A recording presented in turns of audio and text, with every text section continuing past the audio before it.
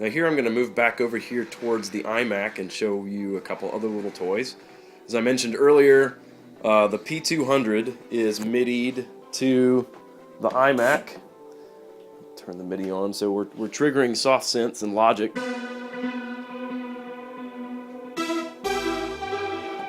With the P200. But I also have a another little desktop synth. This is an Akai Synth Station 25, and it is actually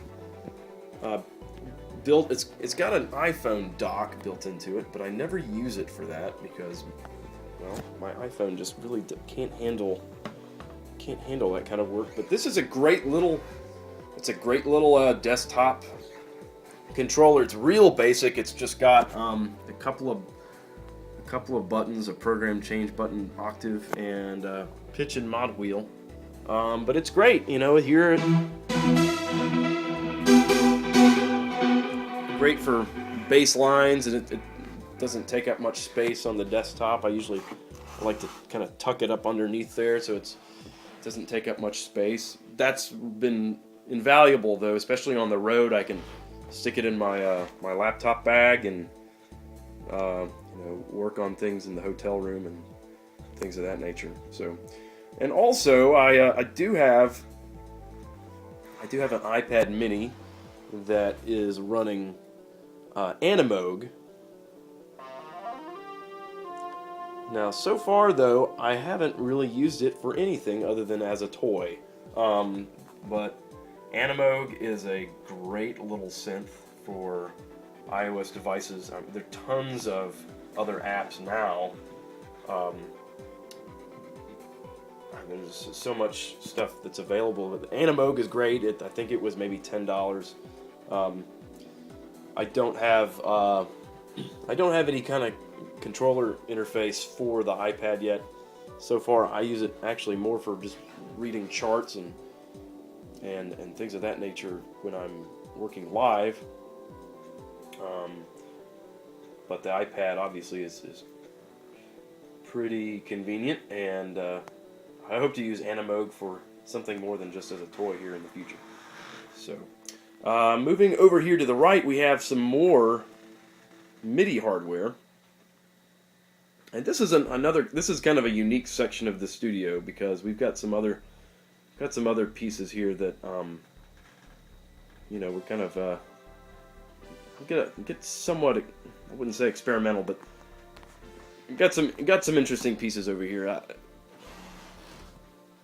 Starting down here at the bottom, I've got an old Korg Prophecy from 1995, and this was sort of one of the first what they call virtual analog or VA synths that got popular in the mid-90s.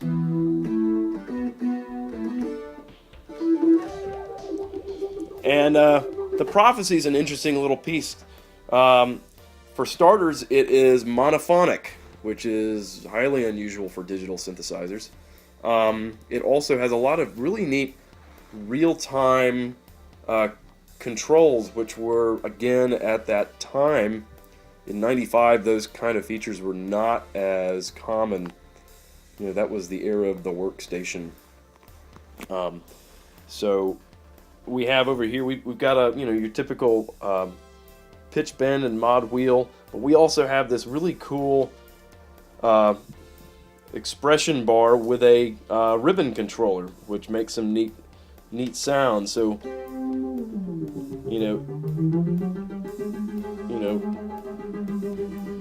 in this case, it's kind of changing the pitch. In some cases, though, it'll actually change the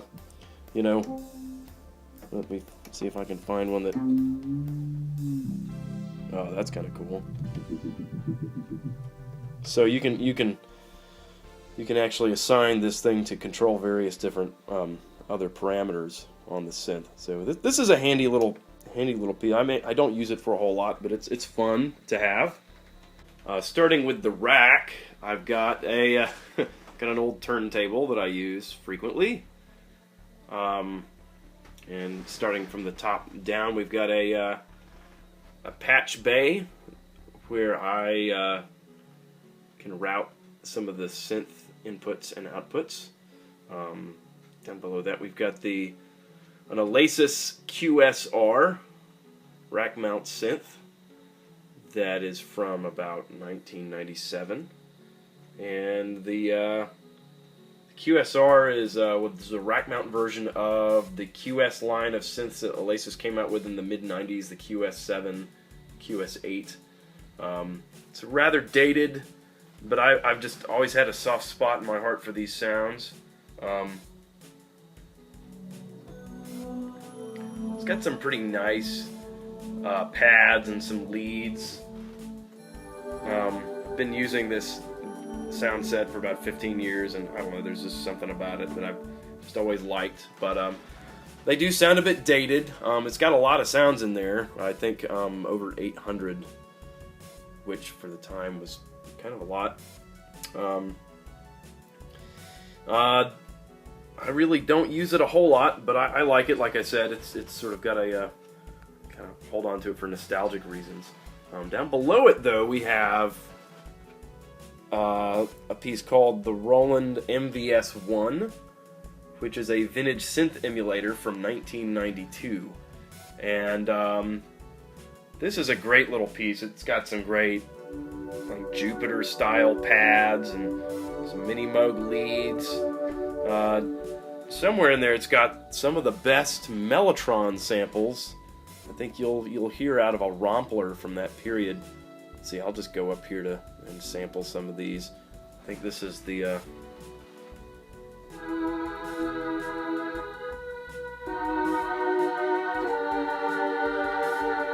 it's kind of hard to hear on this video, but these Mellotron sounds are pretty. They're some of the better ones I've heard, especially for a Rompler that came out in 1992. So, again, these Romplers don't get a lot of use, especially with the MIDI Studio running all the soft synths that I have. But it's pretty. They're handy. I use them occasionally. Down below that, I have a couple of rather inexpensive pieces. I've got a PreSonus Bluetooth 2-channel preamp and a Blue Max stereo compressor. Down below that, I have my main interface, which is a Motu 828 Firewire Mark I. Yes, sir. That was one of the first Firewire interfaces that came out in 2001. So I still have that guy. Down below that, I have an Alesis Multimix 12R, which is submixing all of the keyboards that are going into the computer. So that is the rack.